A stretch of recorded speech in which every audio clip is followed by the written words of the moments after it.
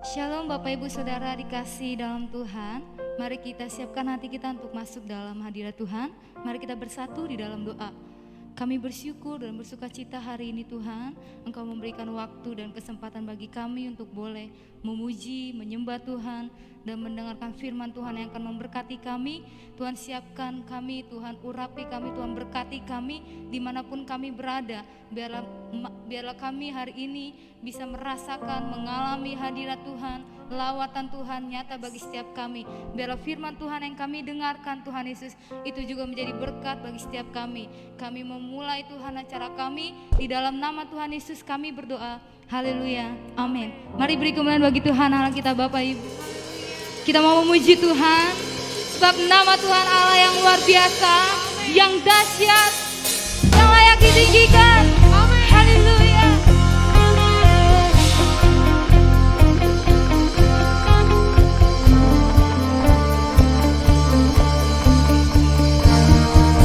Hati kami siap memuji-Mu Tuhan.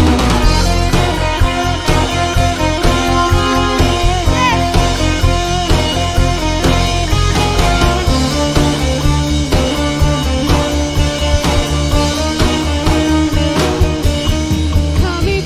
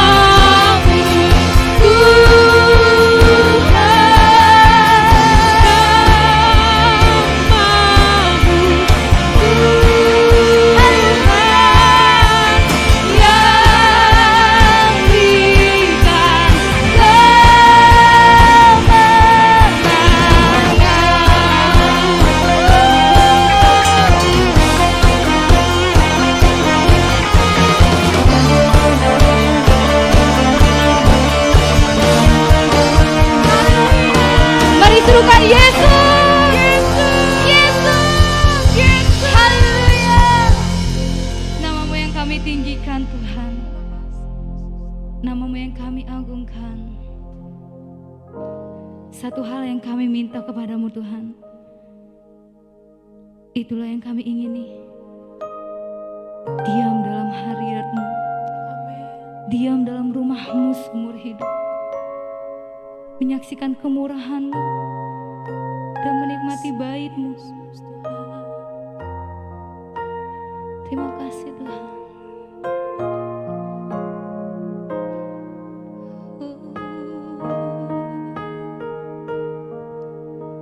Yang terutama di dalam hidup ini, meninggikan nama Yesus.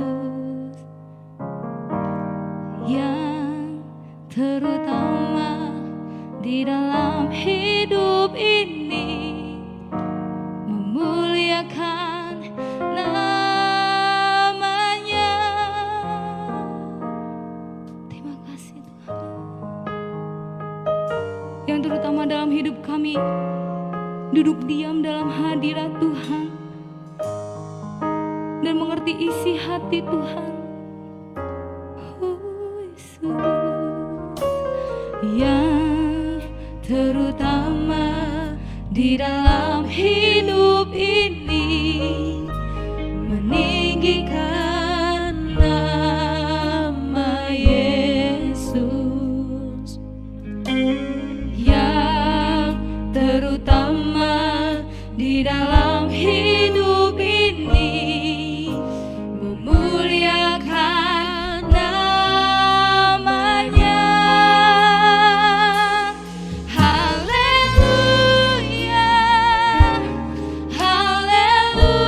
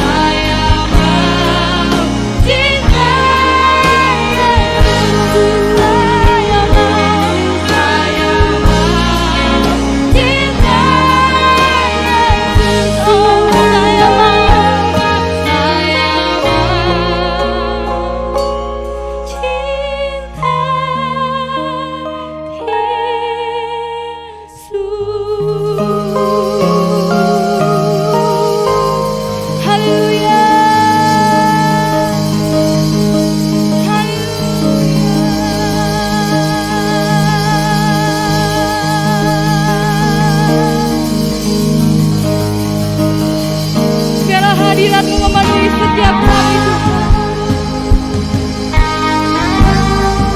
We need your presence. We need your power. We need your love.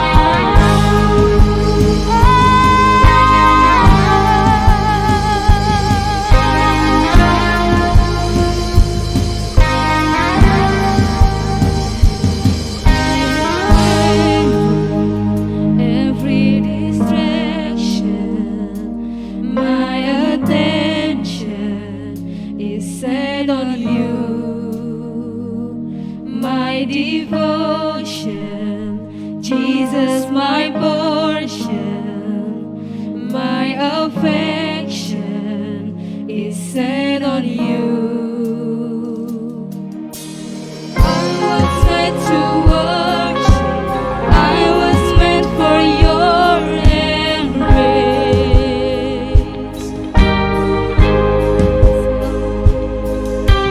I was meant to worship, I was meant to bless your name.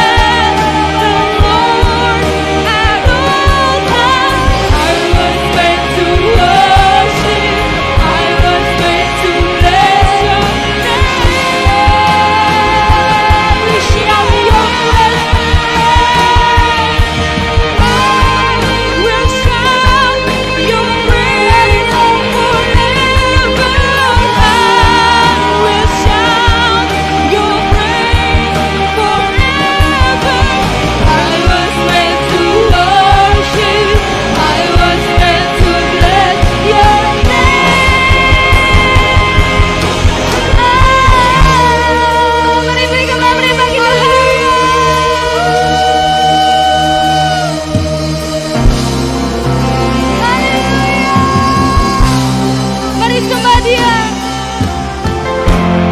Haleluya, sembah Dia.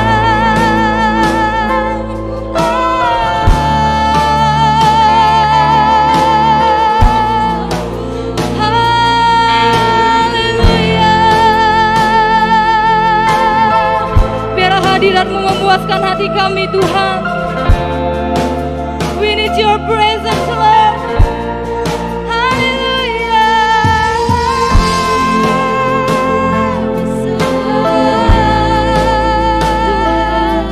Kami membutuhkan Engkau dalam hidup kami, Tuhan. Seperti aliran sungai, Tuhan. Bawa kami masuk dalam hadirat-Mu.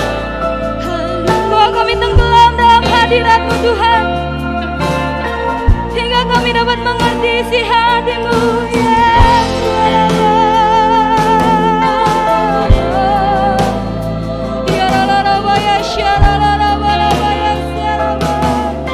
Dipenuhi kemuliaan-Mu, Tuhan.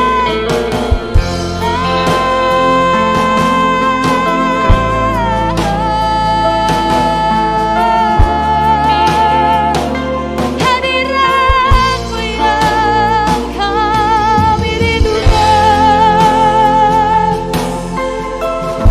Tiada yang lain selain hadirat-Mu yang kami rindukan dalam hidup kami, Tuhan.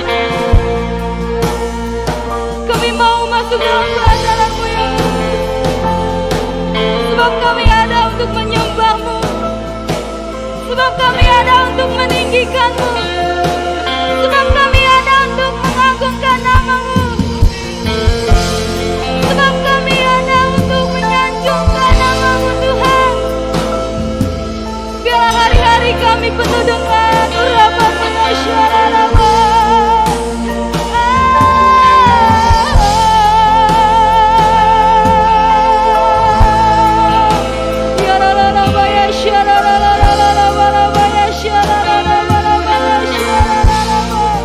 Mari sembah Dia, sembah Yesus yang kudus, sembah Yesus yang hidup.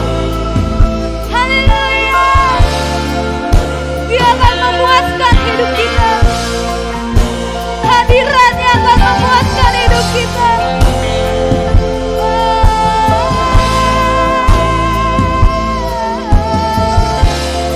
Bahwa kami tenggelam dalam hadirat-Mu, Tuhan. Setiap hari, setiap waktu, sepanjang hidup kami. Haleluya.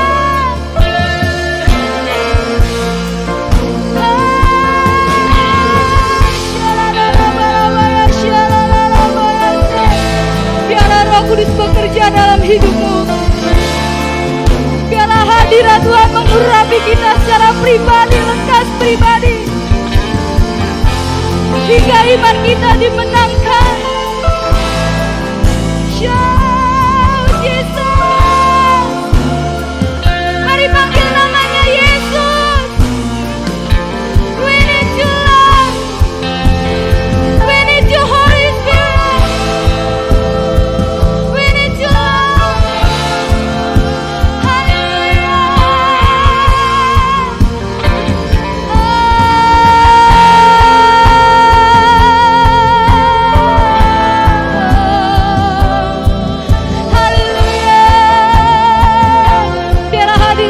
Bekerja dalam hidup kita. Mari terus sembah Dia, sembah Dia. Haleluya. Haleluya. Kami mau duduk diam di dalam rumah-Mu, Tuhan. Kami mau duduk diam di dalam rumah-Mu. Kami mau Engkau mengambil alih hidup kami. Hadirat-Mu memuaskan kami. Hadirat-Mu menyejukkan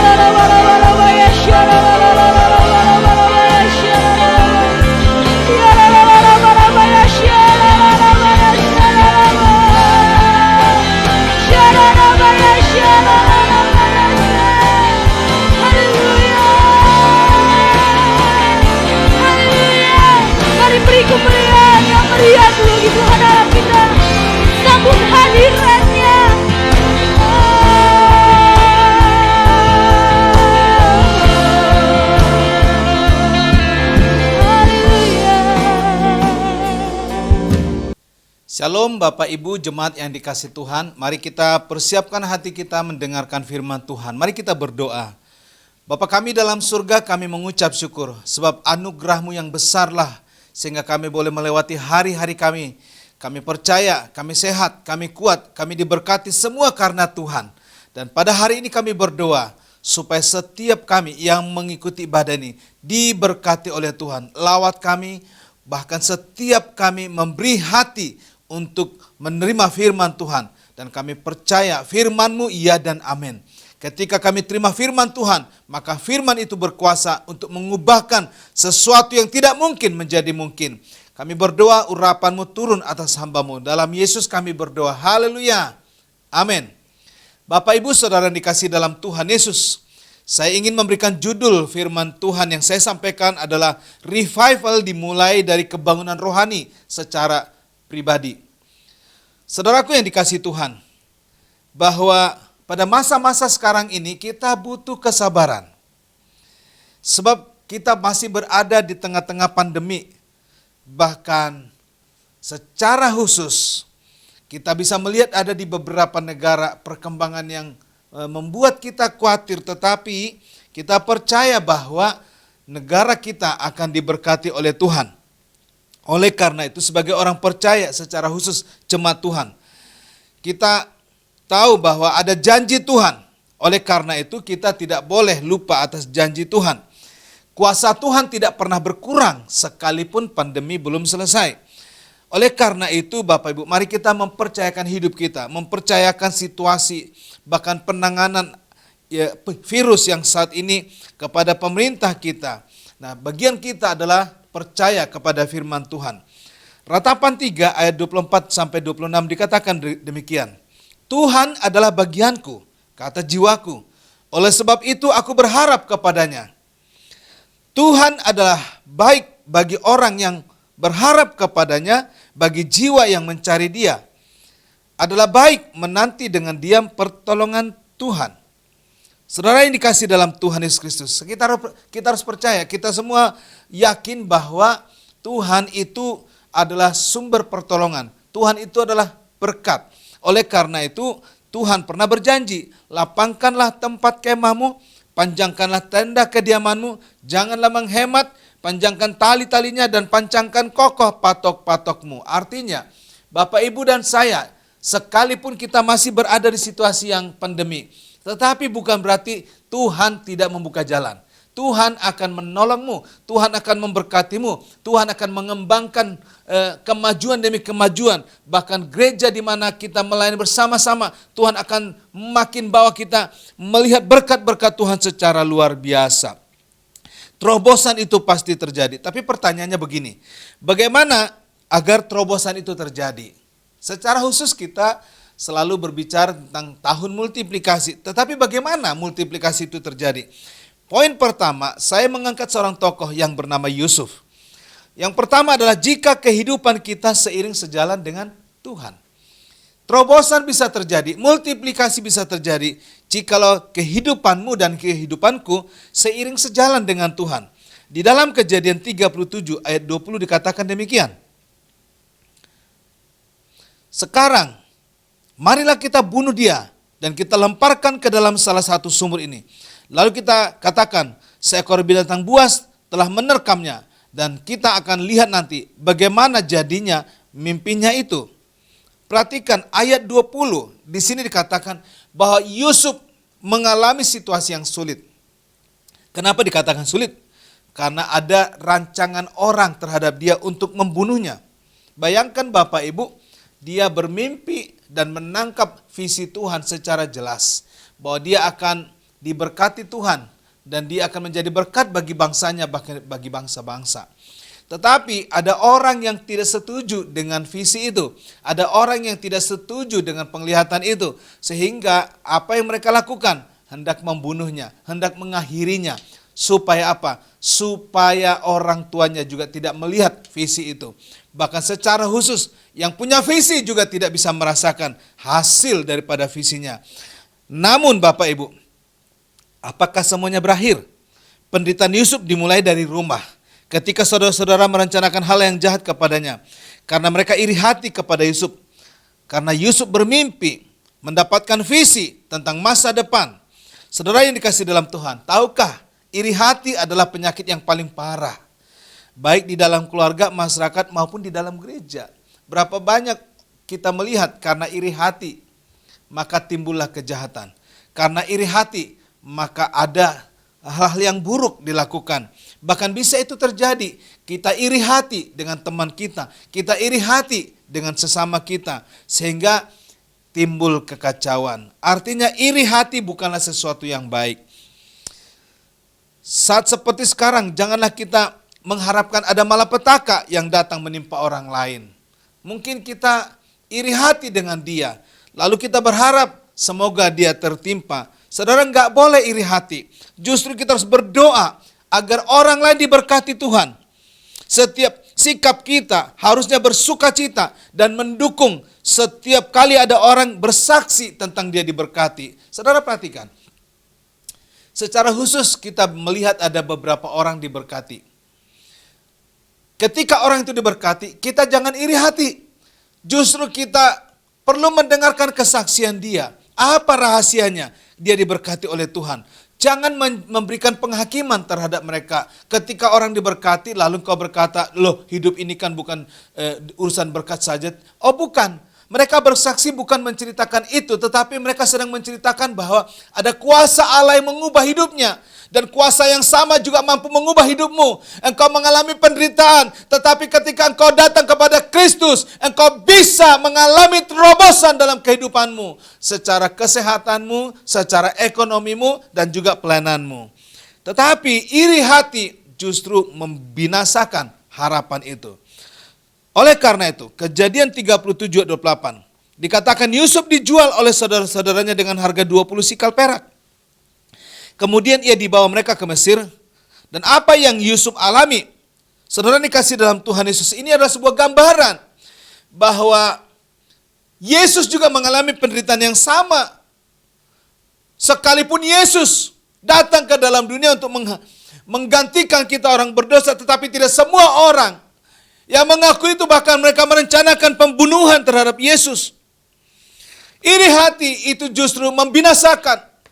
Saudara dan saya, kita harus menyingkirkan iri hati. Sebab iri hati adalah penyakit yang akut yang tidak boleh tinggal di dalam diri kita.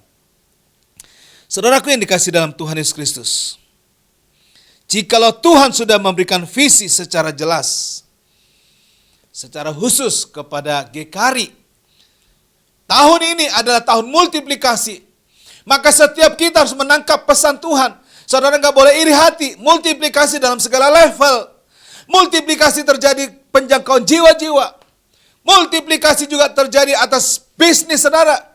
Multiplikasi juga terjadi atas kehidupanmu, pendidikan anakmu. Saudara yang belum mencapai pada level itu, saudara jangan iri hati. Tapi saudara berdoa, saudara alami tahun ini, saudara mengalami multiplikasi. Saya percaya sebagai hamba Tuhan. Saya selalu deklarasikan bahwa di mana saya melayani Tuhan akan terjadi multiplikasi. Jangan pernah iri hati. Orang lain bisa merancangkan hal-hal yang jahat, tetapi visi dari Tuhan itu tetap terlaksana. Poin yang berikutnya dikatakan, kembangkanlah hal yang baik dan yang positif dalam pikiran kita. Mari kita belajar untuk mengembangkan hal-hal yang baik, hal-hal yang positif. Saudara tahukah bahwa hal-hal yang baik itu tidak mudah, tidak seperti membalikkan tangan. Perkataan-perkataan yang positif tidaklah seperti membalikkan tangan. Tetapi saudara harus senantiasa tiap-tiap hari melatih pikiranmu untuk melihat yang positif. Untuk mengubah yang negatif menjadi positif. Ketika ada orang menderita, jangan kau katakan itu sudah nasibnya. Tidak. Tapi mari kita melihat apa makna di balik penderitaan itu. Kita harus belajar positif.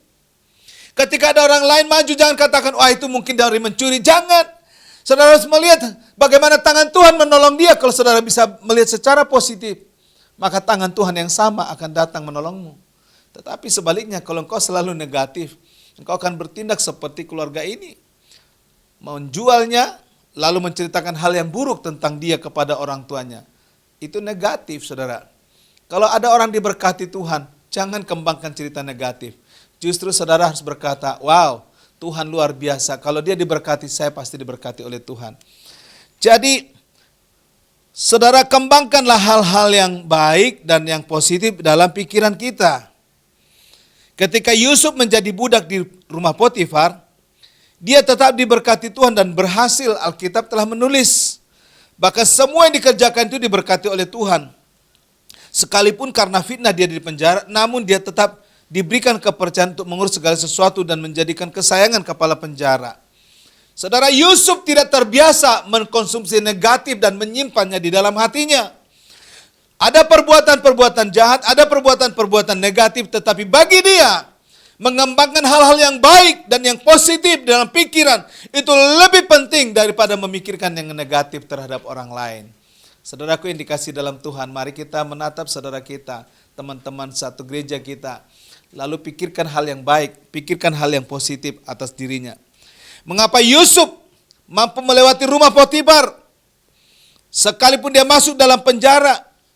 Mengapa Yusuf bisa berhasil?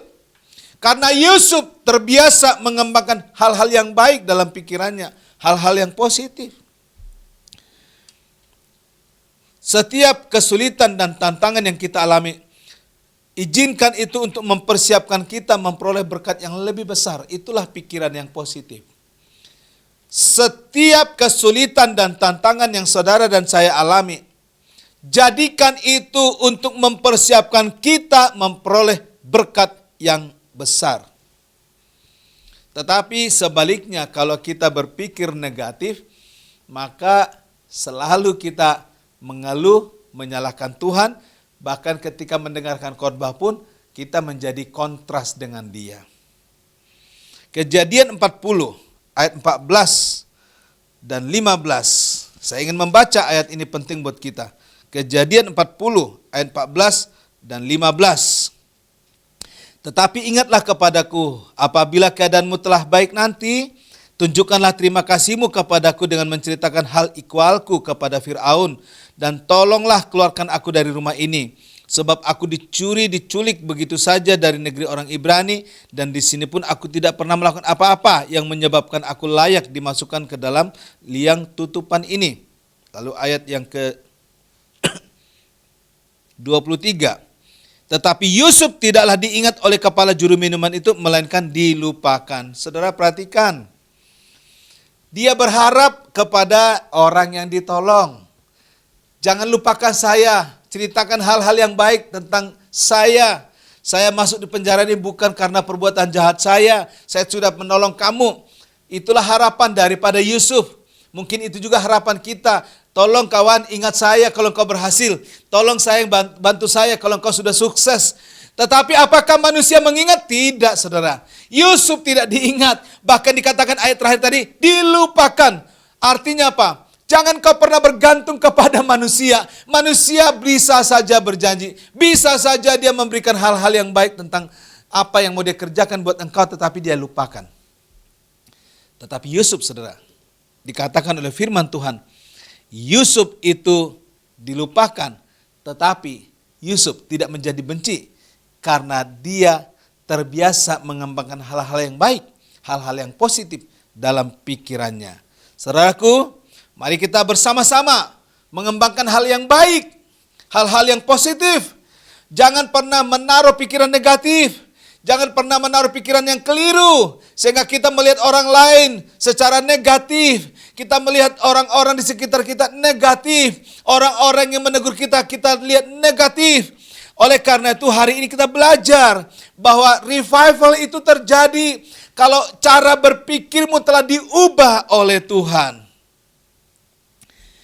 Yusuf berharap kepada juru minuman raja supaya dia ditolong, supaya dia dibebaskan. Tetapi justru yang terjadi, Yusuf tidak diingat oleh juru minuman, bahkan dilupakan. Hal ini menegaskan bahwa sering sekali kita mengharapkan pertolongan manusia, namun kita dilupakan. Manusia bisa melupakan kita, tapi ingatlah Tuhan tidak pernah lupa atas janjinya. Saudaraku, ada banyak janji Tuhan dalam Alkitab. Bacalah firman Tuhan, peganglah janjinya. Sekalipun manusia melupakanmu, tapi Tuhan tidak pernah lupa janjinya. Saudara, Tuhan memiliki rancangan yang indah buat saudara. Waktunya tepat karena ada kairosnya Tuhan untuk menggenapi apa yang dijanjikan, apa yang dirancangkan atas hidupmu. Saya percaya saudara dan saya akan menerima multiplikasi karena ini kairosnya Tuhan buat saudara dan saya. Dalam Kejadian 41 ayat 1 sampai 14, akhirnya waktu kairos untuk Yusuf pun datang. Ketika Raja Firaun bermimpi dan tidak ada seorang pun yang dapat mengartikan mimpinya. Hingga kepala juru minuman raja memberikan kesaksian tentang Yusuf yang mengartikan mimpinya. Maka Yusuf pun dipanggil untuk menghadap Firaun di istana raja. Saudara perhatikan, manusia lupa. Manusia tidak mau mengingat Yusuf. Tetapi Tuhan punya cara bagaimana nama Yusuf harus naik kepada permukaan. Tuhan punya cara bagaimana orang-orang dengan terpaksa menceritakan tentang Yusuf. Orang lain bisa melupakanmu, tapi Tuhan punya cara untuk mengangkatmu. Orang lain bisa menjatuhkanmu, tapi Tuhan punya cara untuk menolongmu menjadi orang yang sukses. Jangan berpikir negatif. Berikutnya, kembangkanlah karakter ilahi di dalam kehidupan kita. Kembangkan karakter ilahi dalam kehidupan kita. Filipi pasal 2 ayat 1 sampai 7. Perhatikan Bapak Ibu, Yesus taat sampai mati di kayu salib. Yesus itu Tuhan. Yesus itu dikatakan mengosongkan diri. Artinya Yesus itu tetap statusnya Tuhan. Namun yang menarik dari sini dikatakan bahwa Yesus itu betul adalah Tuhan, tetapi sebagai manusia dia dikatakan memiliki karakter ilahi. Taat. Taat ini tidak mudah. Hurufnya memang sedikit 4 huruf. Tetapi sulit sekali. Di mana-mana banyak ketidaktaatan. Di jalan raya ada ketidaktaatan. Orang tidak menggunakan helm berlalu lintas. Tidak menggunakan SIM membawa kendaraan.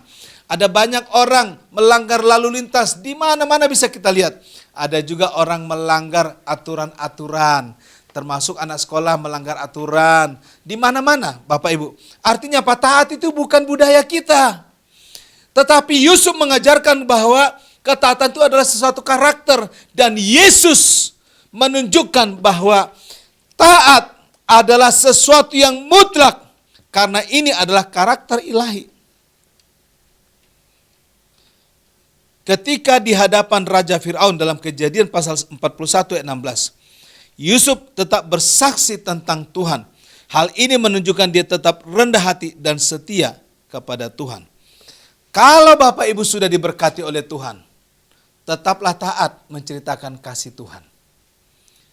Kalau Anda sebagai pekerja, taatlah sebagai bawahan. Kalau Anda sebagai anak-anak Tuhan, taatlah menjalankan perintah Tuhan. Tuhan Yesus harus membayar dengan mahal, menyerahkan nyawanya. Tetapi harga ketaatan itu tidak bisa dihitung dengan nyawa. Karena ketaatan adalah karakter ilahi.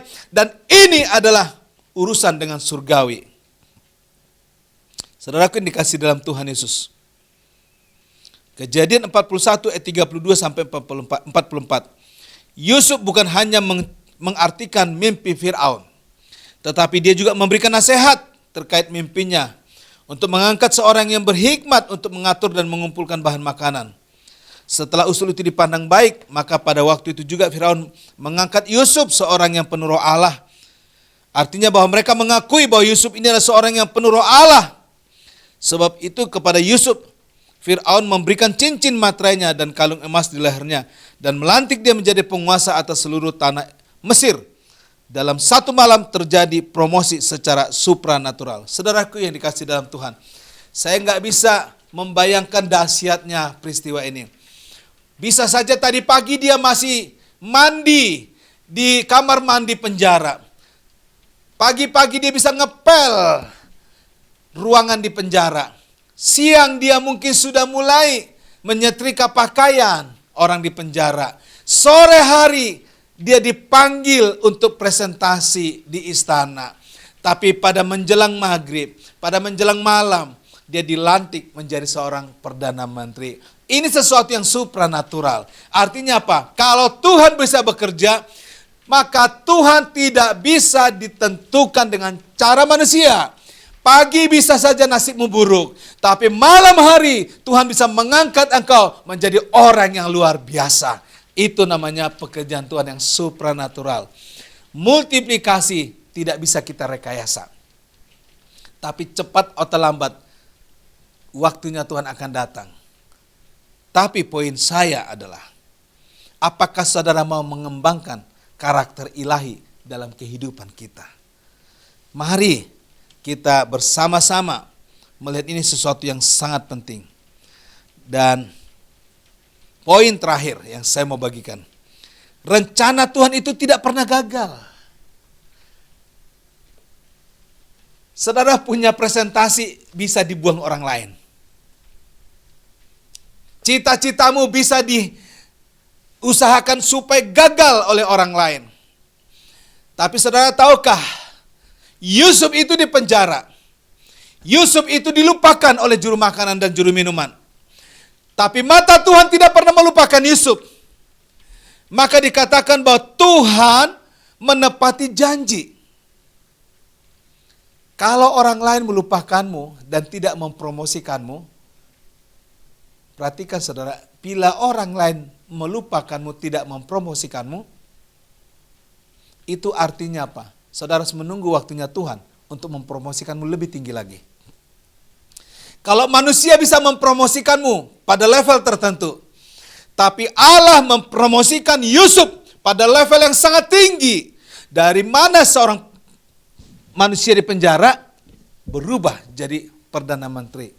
Kalau bukan karena Tuhan, itu tidak mungkin saudara. Kalau Allah yang mengangkatmu, maka Tuhan tidak pernah tanggung-tanggung mengangkatmu lebih tinggi lagi. Kalau Allah yang menyembuhkanmu, maka Dia tidak akan menyembuhkanmu tanggung-tanggung, tapi Dia akan menyempurnakan kesembuhanmu secara total. Kalau Allah yang mengangkat harkat derajatmu, maka Tuhan tidak akan mengangkatnya sedikit, tapi akan mengangkatmu lebih tinggi lagi. Karena Tuhan tidak pernah mengangkat kita setengah-setengah. Rencana Tuhan tidak pernah gagal. Kita semua harus percaya bahwa sekalipun orang merencanakan hal yang jahat terhadap diri kita, tapi ingatlah di balik kejahatan itu, Allah turut bekerja. Tuhan sedang bekerja untuk mengubahkan yang buruk menjadi baik. Tuhan sedang mengerjakan hal-hal yang menurut orang nasib buruk menjadi nasib baik. Karena rencana Tuhan bagaimanapun pasti tergenapi. Situasi kondisi apapun yang kita alami, jika kita ada dalam penyertaan Tuhan, situasi memang ada pandemi, tapi kalau saudara berjalan bersama dengan Tuhan, maka hidupmu akan diberkati oleh Tuhan. Bisnismu sepertinya sedang mengalami kemacetan, tapi kalau bisnismu berjalan bersama dengan Tuhan, maka bisnismu akan dipromosikan oleh Tuhan. Pelayananmu sepertinya sedang mengalami penurunan, tapi kalau engkau melayani bersama dengan Tuhan, maka Tuhan akan mengangkat pelayananmu sehingga menjadi berkat bagi bangsa-bangsa. Situasi boleh saja sulit, tetapi jika ada penyertaan Tuhan, pelayananmu akan diberkati Tuhan. Penyertaan Tuhan menyatakan bahwa Dia lebih besar daripada kesulitanmu. Penyertaan Tuhan menyatakan bahwa Dia lebih besar dari pergumulanmu. Asalkan saudara saya mau berjalan bersama dengan Tuhan. Simpanlah firman Tuhan ini di dalam hatimu. Janganlah menyimpang dari jalan kebenaran, tetapi nikmatilah bahwa rancangan Tuhan akan digenapi dalam kehidupanmu. Kalau saudara ingin mengalami terobosan ataupun kebangunan rohani ataupun multiplikasi, saya mengajak Bapak Ibu, mulailah dari diri kita sendiri. Kalau engkau mengalami revival secara pribadi, maka Tuhan akan mengubah sekitarmu dan di sekitarmu akan terjadi kebangunan rohani. Hidupmu diberkati, di sekitarmu juga diberkati. Hidupmu jadi berkat, bahkan hidupmu dipromosikan oleh Tuhan. Haleluya! Saudara antusiaslah, karena Tuhan sedang berbicara atas hidupmu. Mari kita berdoa. Bapa kami dalam surga, kami bersyukur bahwa firman Tuhan itu tidak akan bisa dihambat. Tapi firman Allah itu selalu iya dan benar.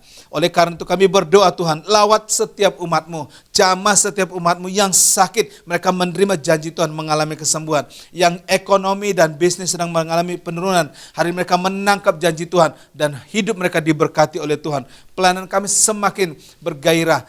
pelayanan kami mengalami terobosan. Di mana-mana orang mengalami lawatan Tuhan. Oleh karena itu Tuhan, berkati setiap umat-Mu yang bersama-sama dalam ibadah. Sepanjang kami melaksanakan ibadah online, kuasa-Mu mengalirlah atas kami. Dan terima kasih Tuhan, kami berdoa kiranya kasih anugerah dari Allah Bapa, kasih anugerah dari Tuhan Yesus Kristus, pertolongan oleh Roh Allah yang kudus menyertai kita sekarang ini sampai selama-lamanya. Di dalam nama Tuhan Yesus yang percaya bersama-sama katakan, amin. Puji Tuhan. Shalom.